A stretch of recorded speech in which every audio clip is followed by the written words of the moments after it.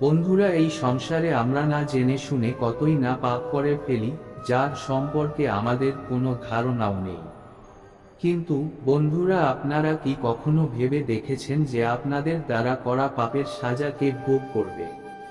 আমরা ভুলের পর ভুল করে থাকি, কিন্তু তার ফল কি হবে তা সম্পর্কে কখনোই ভাবি না। বন্ধুরা, আমাদের শরীর তিন প্রকারের হয়: স্থূল শরীর, সূক্ষ্ম শরীর ও কারণ শরীর। বন্ধুরা, বিজ্ঞান এখনো সূক্ষ্ম শরীর ও কারণ শরীর সম্পর্কে বুঝে উঠতে পারেনি। যেই শরীর জন্মের পর মানুষ ধারণ করে তাই স্থূল শরীর। অন্যদিকে আমরা যখন ঘুমাই তখন স্বপ্নের মধ্যেই অনেকবার আমাদের শরীর চলতে থাকে, একেই বলে সূক্ষ্ম শরীর। আর বন্ধুরা, তৃতীয় শরীরটি হলো কারণ শরীর। যখন কারণ জন্ম নেয় তখন এই শরীর সূর্যের মতো উদয় হয়। শরীরের প্রতি যে সমস্ত কাজ এই সংসারে করতে হয় তাদের প্রতি এই শরীরকে সংসারে আসতে হয়। কার্য সমাপ্ত হতেই এই শরীর বিনা কোনো সূচনা দিয়েই নিখোঁজ হয়ে যায়। এরই সাথে এখন আপনাকে বলি, আপনার দ্বারা করা পাপের সাজা কে ভোগ করবে? বন্ধুরা, এটা সেই সূক্ষ্ম শরীর যে সকল যাতনা ভোগ করবে।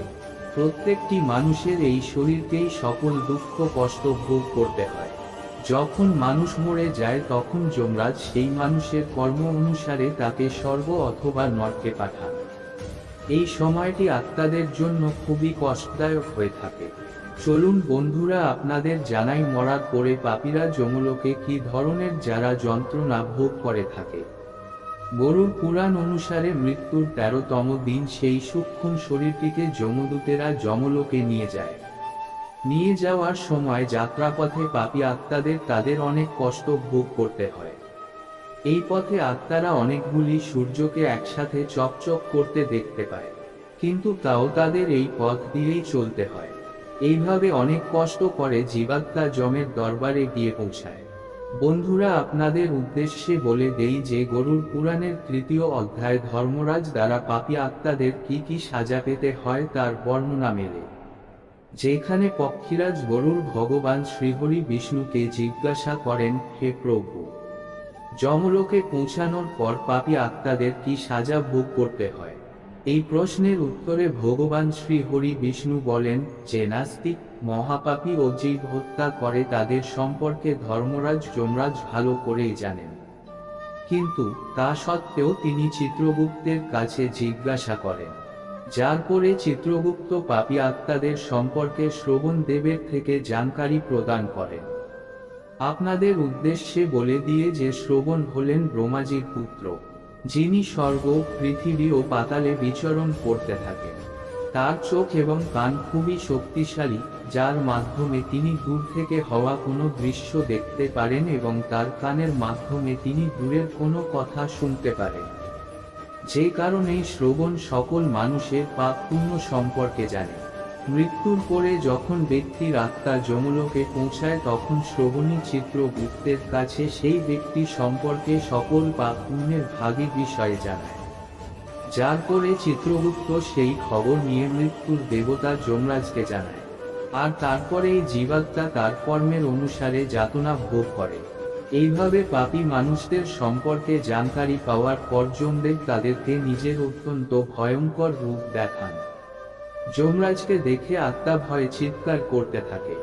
এরপর যমরাজের থেকে আজ্ঞা নিয়ে চিত্রগুপ্ত সেই জীবাত্মাকে বলেন, হে পাপীশ, যখন তুই পাপ কাজ করার সময় পাসনি তাহলে এখন তার সাজা ভোগ করার সময় ভয় কেন পাচ্ছিস?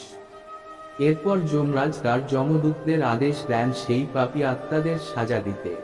এরপর যমরাজের আদেশ পেয়ে প্রচণ্ড ও চন নামের 2 যমদূত টানতে টানতে সেই পাপী আত্মাকে নরকের দিকে নিয়ে যায়। তখন সেই জীবাত্মা ক্ষুধার তৃষ্ণায় ও ভয়ে কাঁদতে থাকে। তারা নিজের কৃতকর্মের জন্য আফসোস করে। তারা চিৎকার করে কাঁদতে থাকে, কিন্তু তাদের কান্নার আওয়াজ কেউ শুনতে পায় না। জীবাত্মা তখন কোন উপায় না পেয়ে যমদূতের কাছে ক্ষমা চাইতে থাকে, কিন্তু যমদূতেরা কোনোভাবেই তাকে ক্ষমা করে দেয় না। তো বন্ধুরা, আপনারা জানলেন পাপী জীবাত্মারা যমলোকে যাবার পর কিভাবে নরক যন্ত্রণা ভোগ করে। আর এর সাথে আপনারা এটাও জানলেন যে নিজের কৃতকর্মে সাজা নিজেকেই ভোগ করতে হয়। আশা করি বন্ধুরা লেখাটি পড়ে আপনি সমৃদ্ধ হয়েছেন। ভালো লাগলে আপনজনের উদ্দেশ্য অবশ্যই শেয়ার করবেন। ভালো থাকুন, সুস্থ থাকুন। নমস্কার, ধন্যবাদ। ঈশ্বর আপনার মঙ্গল করুন। আশা করি বন্ধুরা এই ভিডিওটি আপনাদের ভালো লেগেছে। যদি ভালো লেগে থাকে তাহলে একটি লাইক, কমেন্ট আর চ্যানেলটি সাবস্ক্রাইব করবেন। ভালো থাকুন, সুস্থ থাকুন। নমস্কার, ধন্যবাদ। ঈশ্বর আপনার মঙ্গল করুন।